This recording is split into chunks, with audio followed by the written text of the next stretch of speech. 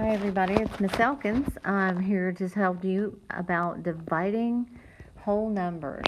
So you probably already know how to do division, but I just want to do a quick reminder on some of the things that you need to know about division.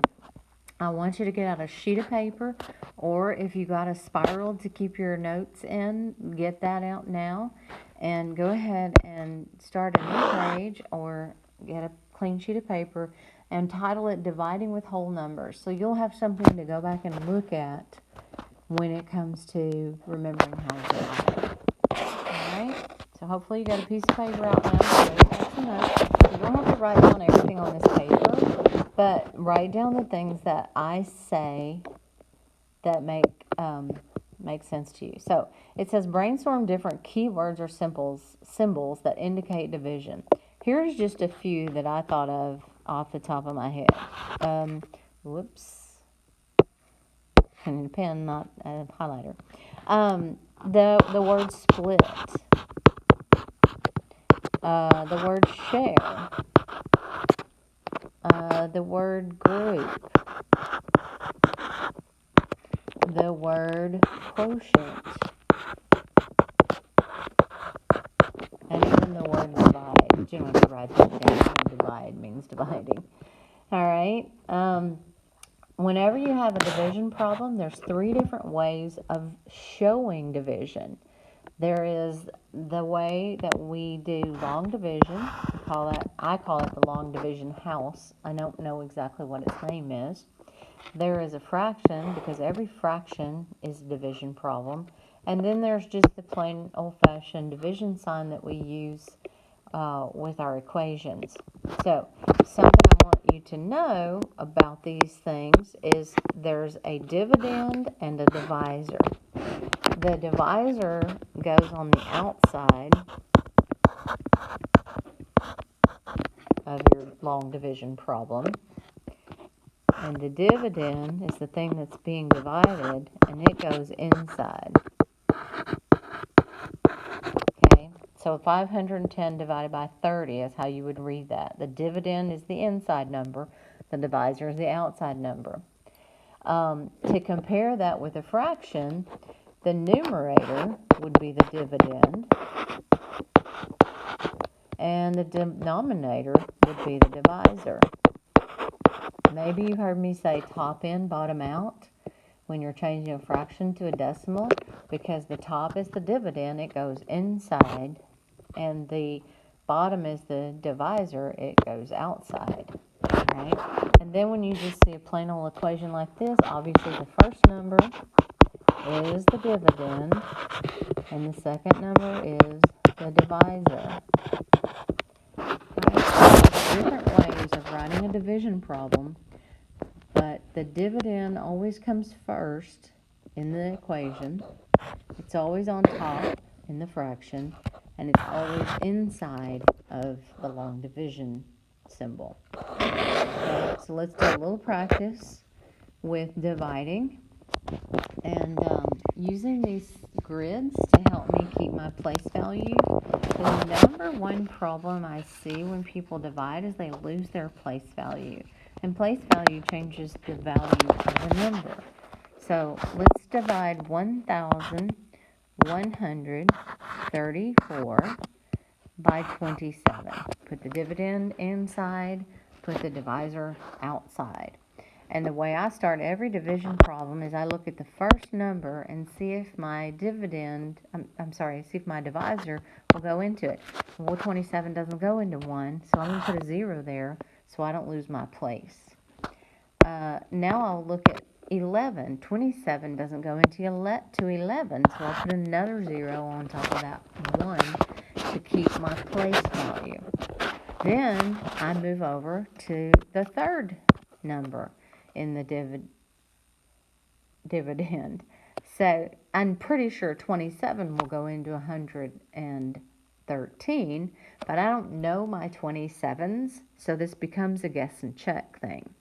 I thought about quarters, because 27 is really close to 25, and 113 is pretty close to $1 or 100, and I think I'm going to guess that 27 might go into 113 4 times, but it's just a guess. So over here, I'll check that. 27 times 4. I think 4 will work, but I gotta check to see. 4 times 7 is 28. 4 times 2 is 8, 9, 10, that's 108. Yeah, for sure, 4 was the correct number. So 4 times 27 is 108. I show you that because I realize sometimes my students think they have to know the answer. You don't know the answer on long division because you don't know your 27s or any other big number. So division is a guess and check system. It's, I don't know, I'll try some things until I find the right one. So don't feel bad if you don't just know the division answer. You shouldn't just know the division answer. 113 minus 108, because this is how we do division, right, is 5. And then I bring down the next number in the divisor, which is 4. And easily enough, 27 will go into 54 2 times evenly. So now I'm done. I have no remainder. The answer to my division problem is 42. Notice how I dropped those 2 zeros because they're in front of a whole number and they mean nothing. That was just to help me keep my place value. All right. Take the time to write this problem down so you'll have this example. I'm going to give you 2 more examples, and if you feel like, you can write them down as well. So 3,672 divided by 18. Notice how the top number went inside, the bottom number went outside. So now I'm going to start with the same system. I'm going to look at 3 and see, does 18 go into 3? No, it doesn't. Then I'll look at 6 to see if 18 will go into 36, and yes, it does. It goes in there twice. 2 times 18 is 36. So I have 0 left over, and I bring down that 7. Now I've brought down a number, but 18 doesn't go into it. So now I have to put a 0 up here because 18 doesn't go into 7. Now I can bring down that 2 and see if 18 will go into 72. And yes, it does. It goes in there 4 times. 4 times 18 is 72. With 0 remainder. 3,672 divided by 18 is 204. A lot of my students miss this step right here, and they tell me it was 24. It's not 24, it's 204. Place value is everything. Okay, one more example. 5,000, keep doing that.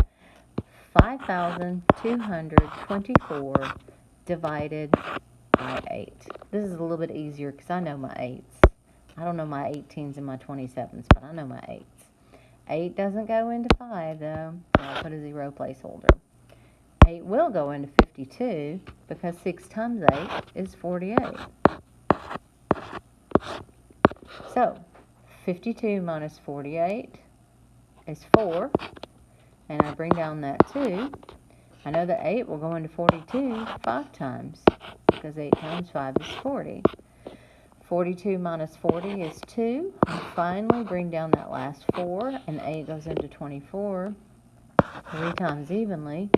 I'm done. I have nothing left over. 5,224 divided by 8, 653. Okay. Now let's talk about dividing with decimals. So you might want to start a new page and call it dividing with decimals. Or if you have room still on your paper, you can keep writing on that paper. So sometimes a number might not have an even number of pieces in each group. You don't have to write that down. This is just for you to watch right now. So if I try to divide this number of flowers into 5 even groups, there's 2, 4, 6, 8, 10, 12, 14, 16, 18, 20, 22 flowers. I can't make 5 even groups for 22. What I can do is what's left over can be a partial group. So it's a, and we call that that partial group could either be a fraction or it could be a decimal. Since we're working with decimals today, that's going to be a decimal. A decimal is something that is just part of a number. It's a fraction. It's less than 1. So this is less than 1 group here, because all the other groups have 4 in them. So when you're dividing with decimals, when the dividend is a decimal, you can follow the rules for dividing whole numbers. However, remember to keep your place values and bring the decimal straight up into the quotient. So when you have a dividend, that has a decimal in it, the first thing you always want to do is make sure you put it in the quotient and keep your place value. I'll show you what I mean by that with this first example. Okay, so this example is 53 and 2/10 divided by 14. I'm going to show you with the decimal. I'm going to move it right up here. See how I've kept it on the same line? That way I know I'll keep my place value. All right, so I look at the dividend and I look at the divisor and I see, will 14 go into 5? No.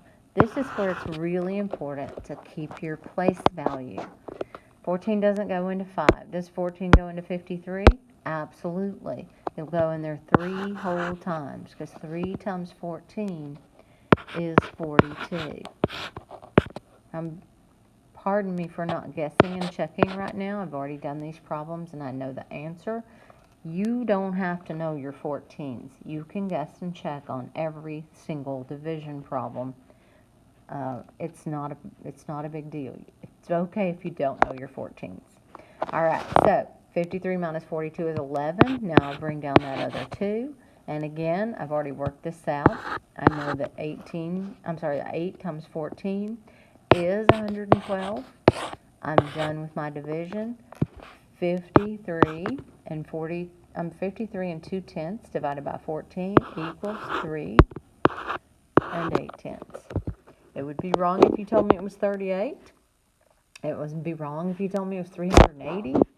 It would be wrong if you told me it was 3800. The only correct answer here is 3 and 8/10. See how important that place value is? You don't lose place value. Let's do another example. This one doesn't have a decimal in the problem, but there's going to be a decimal in the answer. We're doing 378 divided by 30. Now I'm going to go ahead and put a decimal here on the end and up top, because I know I'm going to need it. All right, because 30 isn't going to go evenly into 378. There's no way. Okay, does 30 go into 3? Nope. Put a 0 up here. Does 30 go into 37? Yes, it does. It'll go in there 1 time. So 1 times 30 is 30.